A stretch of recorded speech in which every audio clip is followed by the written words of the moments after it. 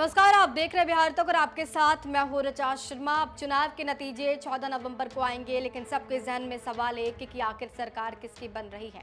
Exit poll कहीं ना कहीं एनडीए की तरफ सरकार बनने का इशारा करते नजर आ रहा है, लेकिन कई सारी ऐसी सीटें हैं जो जिस पर लड़ाई काफी स्ट्रांग होने वाली है और जनता के मन में ये सवाल है कि आखिर उस सीट का क्या होगा। मतलब हमने एक तस्वीर समझ ली कि बिहार में एनडीए सरकार आ सकती है एग्जिट पोल के अनुसार, लेकिन सीटों का क्या होगा। तो सीट पर भी लगातार बिहार तक आपको अपडेट दे रहा है, चर्चा कर रहे हैं हम। इसी कड़ी में हम बात कर रहे हैं लालगंज सीट की। लालगंज सीट काफ़ी इंटरेस्टिंग सीट वैशाली ज़िले की, इसलिए भी क्योंकि यहाँ से मुन्ना शुक्ला विधायक हैं, उनकी बेटी शिवानी शुक्ला कैंडिडेट बनाई गई इस बार। और शिवानी की बात की जाए तो काफ़ी पढ़ी लिखी उम्मीदवार हैं, अपनी बातों को बहुत स्पष्ट तरीके से कम शब्दों में रखने के लिए जानी जाती हैं। इस बार शिवानी शुक्ला के कारण ये जो सीट है वो हॉट सीट बन गई। अब क्या शिवानी यहाँ से चुनाव जीत रही हैं, क्योंकि चर्चा तो हुई, लेकिन क्या वो चर्चा वोटों में बदली है? क्या जनता के दिल में शिवानी ने जगह बनाई है? इस पर भी चर्चा हो रही है। देखिए, लालगंज से सबसे पहले आपको बता दूं, संजय सिंह बीजेपी की तरफ से उम्मीदवार बनाए गए हैं। शिवानी शुक्ला आरजेडी के टिकट पर चुनावी रण में हैं और इसके साथ अमर सिंह जो हैं वो जन सुराज के टिकट पर चुनावी रण में उतरे हैं। और जो एग्जिट पोल है डीवी रिसर्च का, वो एग्जिट पोल बताता है कि यहाँ से शिवानी शुक्ला जो है वो चुनाव जीत रही हैं। शिवानी शुक्ला लालगंज सीट से चुनाव जीतती हुई एग्जिट पोल के अनुसार नजर आ रही हैं। शिवानी शुक्ला मुन्ना शुक्ला की बेटी हैं। मुन्ना शुक्ला यहाँ से विधायक रहे, उनकी बड़ी पहचान है।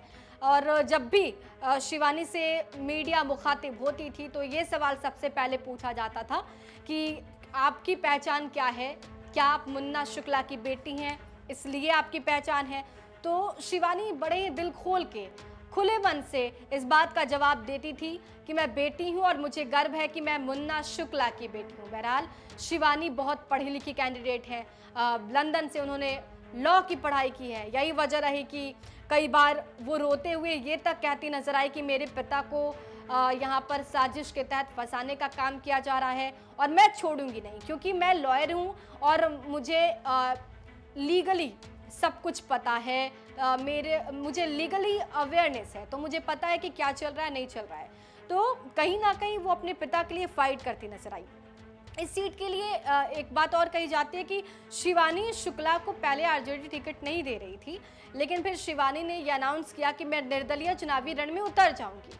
उसके बाद आरजेडी बैकफुट पर आ गई सिर्फ शिवानी शुक्ला के एक फैसले पर कि अगर वो निर्दलीय चुनावी रण में उतरते हैं तो आरजेडी को यहाँ पर बड़ा डेंट होगा। यही वजह रही कि शिवानी अचानक उनको बुलाया जाता है और शिवानी अपनी माता के साथ वहाँ पर पहुँचती हैं आरजेडी आवास में और वहाँ पर उन्हें टिकट दे दिया जाता है, जिसके बाद से शिवानी लगातार चुनाव प्रचार करती नजर आई। चुनाव प्रचार पर अगर गौर किया जाए तो शिवानी शुक्ला के चुनाव प्रचार में वो काफ़ी भावुक नजर आई। जनता के बीच जो वो अपील कर रही थी, कहीं ना कहीं वो अपने पिता को लेकर भी अपील कर रही थी कि मेरे पिता को फंसाया गया। उन्होंने ये भी कहा कि मैंने बचपन से साथ वक्त नहीं बिताया अपने पिता के साथ, तो वो मैं मिस करती हूँ। और एक बेटी होने के कारण आप समझ सकते हैं कि वो जो पिता और बेटी का कनेक्शन होता है वो मैं महसूस नहीं कर पाई हूँ। जनता के बीच जाते हुए और ये कहते हुए कि मेरे पिता को फंसाया जा रहा है, रोती नजर आती थी शिवानी शुक्ला। तो क्या जो संवेदना वाली वोट है क्या वो शिवानी शुक्ला के पक्ष में गया है? शायद यही वजह है कि शिवानी यहाँ से आगे बढ़ती हुई नजर आ रही हैं और लालगंज जीतती हुई नजर आ रही है। बहरहाल ये नतीजे बताएंगे और जनता का मिजाज उनके लिए क्या है, वो जनता के दिल की बात है। लेकिन डीवी रिसर्च ये कहता है कि लालगंज से शिवानी शुक्ला चुनाव जीत रही हैं। आपको क्या लगता है, शिवानी शुक्ला का चुनाव जीतना इंपॉर्टेंट है या फिर इस सीट से कोई और चुनाव जीत सकता है? यहाँ पर जनसुराज का फैक्टर कितना स्ट्रांग रहा, कमेंट बॉक्स में जरूर लिखिएगा। बने रहिए हमारे साथ और देखते रहिए बिहार तक।